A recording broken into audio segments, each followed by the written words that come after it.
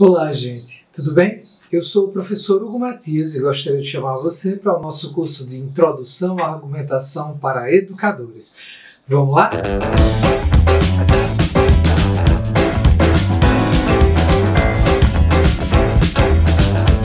Olá, gente, tudo bem? Estamos aqui para mais uma aula do nosso curso de Introdução à Argumentação para Educadores.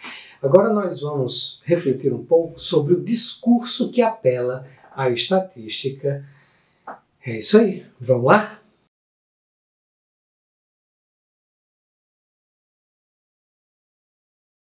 Gente, olha só.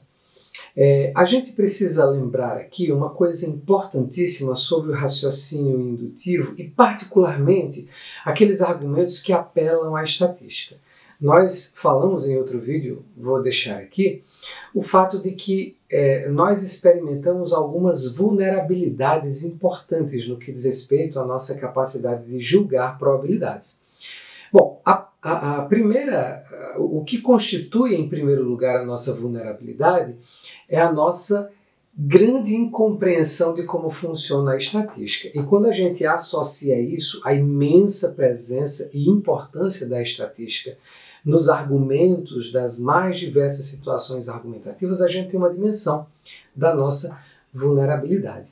Então a gente comete erros com muita frequência na produção de argumentos que se fundamentam em informação estatística e a gente comete muitos erros na crítica desse tipo de argumento que a gente precisa ver.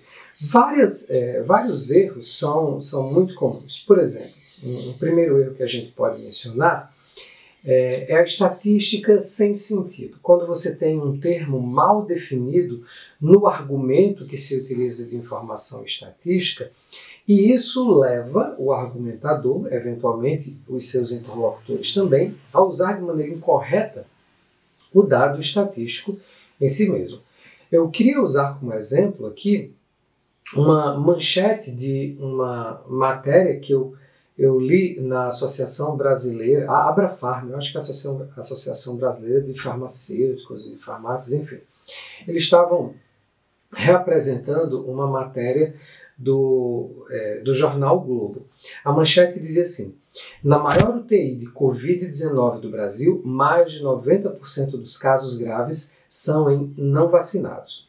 O termo impreciso aí é não vacinados, porque quando você lê a manchete, você tem a impressão de que os não vacinados são pessoas que não tomaram nenhuma dose da vacina. Ao longo da matéria, você tem a impressão de que são pessoas... ao longo da matéria, você descobre que os não vacinados, na verdade, é uma categoria que inclui pessoas que tiveram um ciclo vacinal incompleto. Eles dizem isso. E você continua lendo a matéria e você vai descobrir que a vacinação incompleta é definida na matéria como sendo pessoas que não tomaram a terceira dose. Então vejam só, aquilo que na manchete a gente entendeu que era não tomou dose nenhuma e depois a gente entendeu que tomou apenas uma dose, no final a gente descobre que são pessoas que tomaram 2 doses. E isso complica muito para a gente entender o que é que o argumento pretende aí. Um segundo erro, um segundo problema associado ao uso da informação estatística é o que a gente pode chamar de estatística incognoscível. Às vezes passa despercebido, mas é um problema muito grave na verdade. É quando alguém apresenta um dado estatístico cuja informação simplesmente é impossível de se verificar e deveria levar as pessoas a se perguntarem como é que esse dado foi obtido. Porque, na verdade, quando você pensa sobre isso, você chega à conclusão de que o dado é impossível ou em função de uma impossibilidade lógica ou em função de uma impossibilidade prática. E é isso que constitui a incognoscibilidade dessa informação estatística. Então, só para ilustrar isso, é muito conhecida uma manchete anedótica de um antigo jornal italiano que trazia a seguinte estatística: cada italiano é picado, em média, por 2.854 pernilongos em sua vida.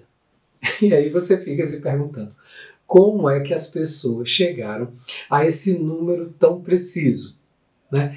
Você pode por exemplo, perguntar às pessoas, você pode fazer investigações que envolvem pegar uma amostra e fazer extrapolações, mas essas extrapolações, elas sempre serão estimativas imprecisas, e quando você dá um dado tão preciso, você gera uma impressão que tem muito maior impacto do que deveria ter, né? O número preciso não pode ser cravado.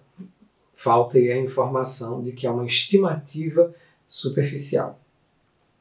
Bom, você tem um outro tipo, os dois casos que eu citei envolvem algum tipo de imprecisão terminológica, mas tem um outro tipo de imprecisão terminológica que afeta o argumento da seguinte maneira: o termo que foi mal definido, ele foi mal definido para a pesquisa, e isso vai afetar o modo como o dado estatístico vai ser usado posteriormente.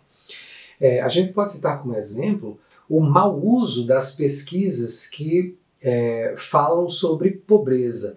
Então, a pobreza é um conceito difícil de definir e, portanto, difícil de precisar em dados estatísticos. Geralmente é definido operacionalmente, às vezes pode ser definido como um limite de renda, às vezes pode ser definido, porque isso falha muito, né, como um padrão de consumo, tem limitações de qualquer maneira que você vá definir. Mas o problema é que muitas vezes os estudos escolhem como definir aparentemente de maneira arbitrária. Então, esses dados podem ser manipulados em função dessa possibilidade, né, de escolha arbitrária. Outro problema é que a realidade investigada, a pobreza, é muito complexa e não se deixa capturar em todas as dimensões pela definição, qualquer que seja, tais como as que a gente deu como exemplo, porque elas são simplificadoras demais. E um terceiro problema muito grave é que o próprio objeto muda com o tempo. Não é apenas a definição de pobreza, mas o próprio fenômeno da pobreza é diferente. Então, a nossa percepção do que é uma pessoa pobre hoje é muito diferente do que era a percepção de uma pessoa pobre, por exemplo, na antiguidade. A pobreza aqui e ali são percebidas, são fenômenos completamente distintos. Então, como é que a gente compara dados, por exemplo, em séries históricas? Bom, uma outra fonte de problemas no que diz respeito ao uso de informação estatística são os discursos sobre a amostragem. Muitas vezes, a informação estatística ela é obtida nesses termos. A informação ela envolve uma pesquisa que fez uma seleção de indivíduos de uma determinada população, avaliou as características dessa seleção e depois extrapolou para a população. Então você tem aí uma inferência da amostra para a população, e para que essa inferência seja adequada, seja aceitável, você tem que ter no meio do caminho a representatividade da amostra em relação à população, ou seja, que aquela característica investigada esteja distribuída na amostra exatamente ou de maneira próxima ao modo como está distribuída na população. Então você pode ter erros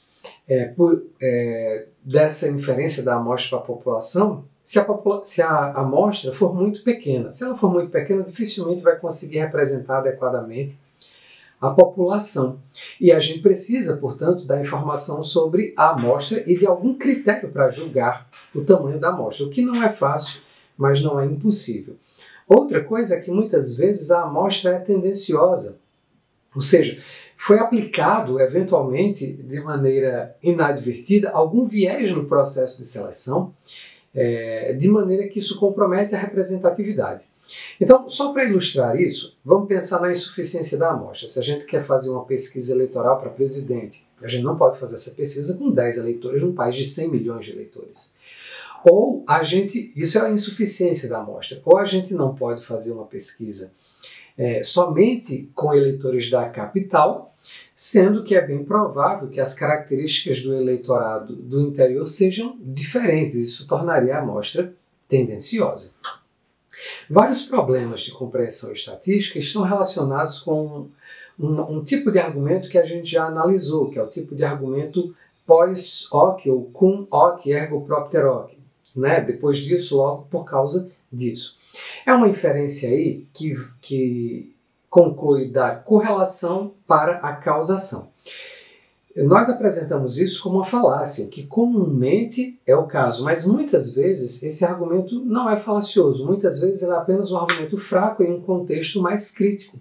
Agora, esse argumento que infere da correlação para a causação, ele é muito comum, por exemplo, em alguns debates, para transferir o ônus de prova, né? Alguém precisa, você tem nesse argumento, nessa inferência, um indicador, olha, a correlação ela pode sugerir causação, então agora se vire aí para dizer que não se trata de causação, é uma maneira de levantar a hipótese. Tem erros associados, por exemplo, você fazer uma inferência dessa, pós-hoc, com poucos dados, ou você ignorar a questão da direção explicativa, né? Uma correlação ela é simétrica. Isso está correlacionado com aquilo. A causa pode ser nessa direção, de A para B, ou nessa direção, de B para A. A gente precisa discutir isso, né? Ignorar essa questão pode tornar um argumento falacioso. Às vezes a gente ignora a eventual interferência de um terceiro elemento, de um terceiro termo. Dois fenômenos correlacionados podem estar sendo correlacionados em função de que dependem de uma mesma causa ou que tem entre eles uma mediação, como A causa X e X causa B. Então, A e B estão relacionados. Ou, o primeiro caso que eu citei, A está correlacionado a B porque C causa ao mesmo tempo A e B. Ok? Bom, gente, eu espero que vocês tenham entendido aí alguns elementos desse apelo ao discurso estatístico. Espero que tenham gostado da aula e se gostaram, não esqueçam de deixar o like. Valeu, até mais!